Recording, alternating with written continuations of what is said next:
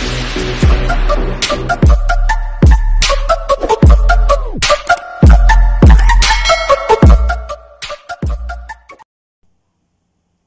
mga guys,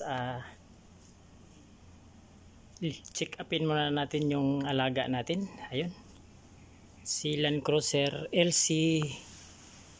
LC100 to mga guys, yan o, Toyota LC100 Toyota Corporation. Yan yung alaga natin nga Land Cruiser mga guys.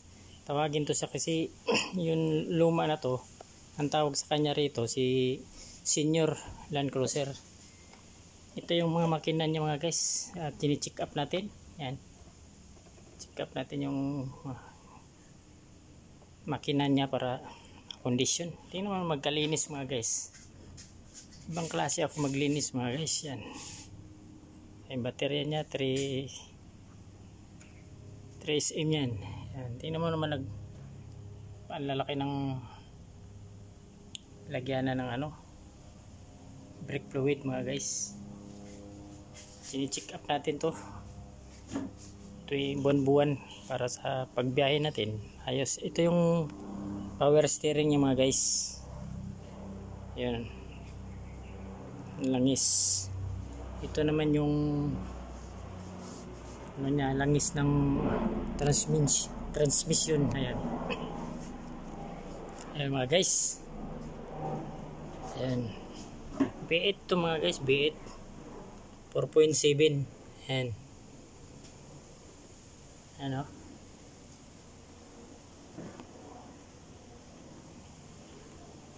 ayan mga guys, si LC100 to. Ito naman si LC200 mga guys. Ayan, yung isa nating alaga, ang medyo to mas bata to, kundi 10 years pa lang to. Ayan, ayan yung mga makina niya, si LC200. Ayan, ayan mga guys, B8 parehas lah, 4.7 din.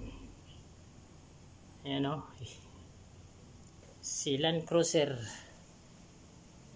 si LC200. Ito yung mga niya mga guys, mga accessories. Mas mas kunting mga accessories niya kaysa LC100 Oh. Yan, tingnan mo yung niya, hindi gaano siya maraming piyesa.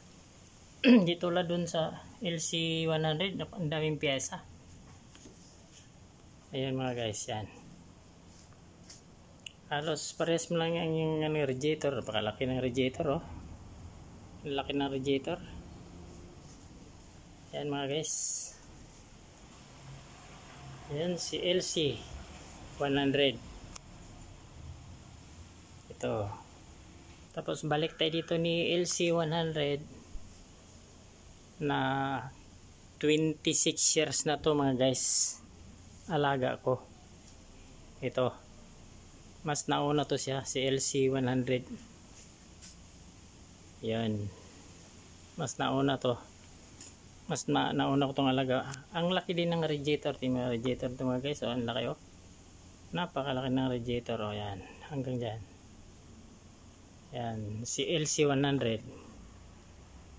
Tapos ito naman si L200 mga guys. LC200, medyo bata pa to. Nasa 11 years pa lang itong alaga ko. Ayan, pangalawa naming Land Cruiser. Ayan mga guys,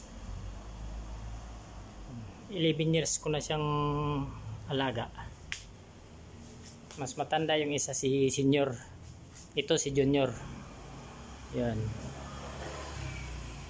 Ayun mga guys, shout out sa lahat yan.